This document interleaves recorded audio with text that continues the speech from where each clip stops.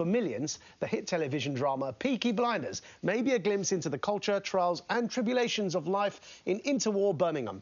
Not so, though, for one outraged academic writing for the Journal of Popular Television. According to Dr Larke-Walsh, no less, a British PhD holder in America, Peaky Blinders is really about, and I quote, nostalgia for nationalism enacted within displays of extreme aggression, as well as promoting regressive masculine ideals, specifically British lad culture. So let me get this straight. Dr Larke-Walsh wants the world of working-class interwar Birmingham to reflect her current and rather privileged social and political biases? No. Art should not be expected to be political propaganda. The best works of art are usually raw depictions of certain climates. Peaky Blinders, as the show's creators have told us, reflects the corrosive and brutalising effects of war on masculinity and the exploitation during war of the working classes by the establishment. The establishment, you know, those people with elevated titles in distant ivory towers. Perhaps like Dr George S. Larke-Walsh from the University of Texas.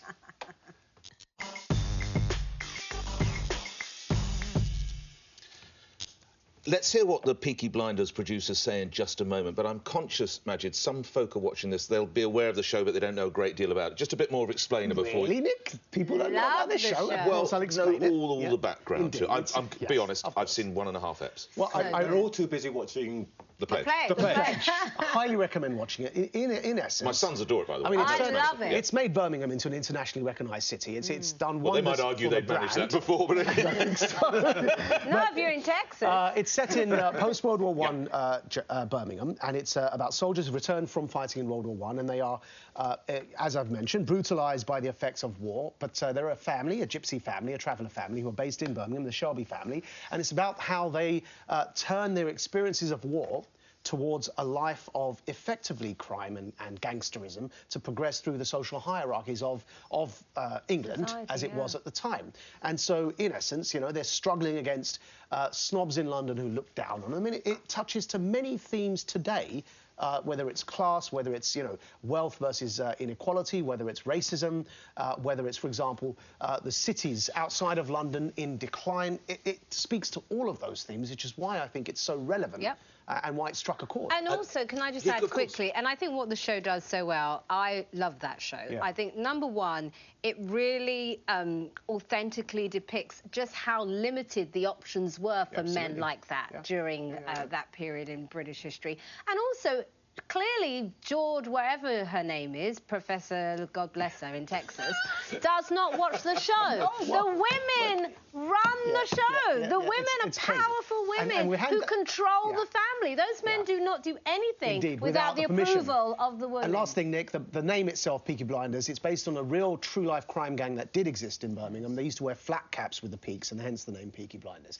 This is what the producers say. The story of Peaky Blinders invites viewers to consider the effect of violence on men, the terrible and long-lasting consequences on both men and women of gang violence, poverty, and most of all, armed conflict. The thing that most disturbs me about Dr George is that she doesn't really seem to get out much. Actually, what she seems to be most concerned about, and here's the other part of the quote that you gave.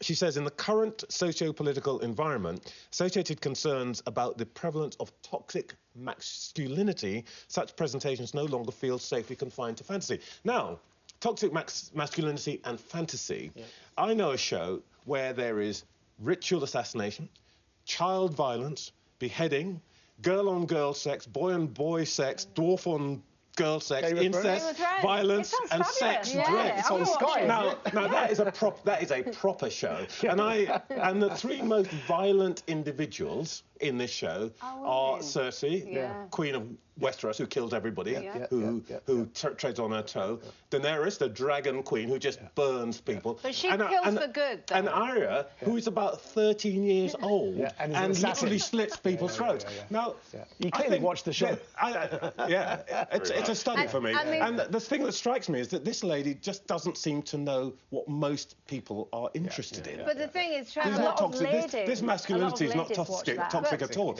The men in that show are wimps. No, but that's why I love Game of Thrones because the women are so powerful. So everything you've described in terms of the plot line... But as they are at Peaky Blinders, June. Exactly. Michelle. I do think Peaky Blinders has got a lot to answer for in those caps that they are making people walk around wearing. I think they are absolutely hideous. My own boyfriend insists on wearing one of those things. They're awful.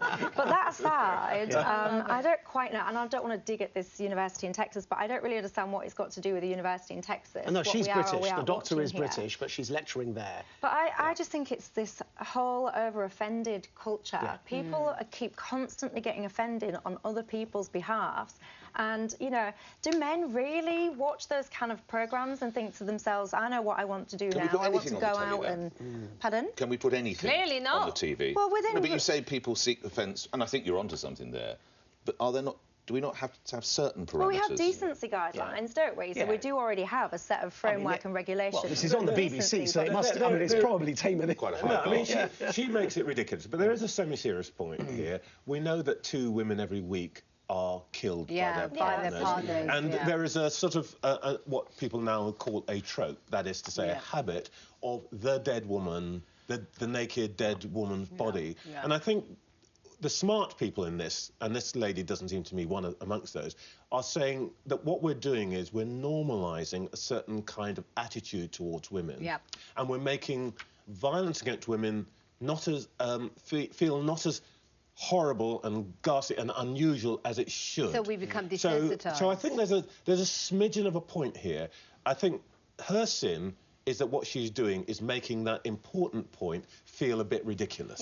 And can I just bring in a statement? This is what Phoebe Waller-Bridge, who's a writer and an actor, had to say. She said, I think people are slightly exhausted by seeing women being brutalised on screen. We're being allowed to see women on slabs the whole time and being beaten up in some ways that's important to see because it shows the brutality against women.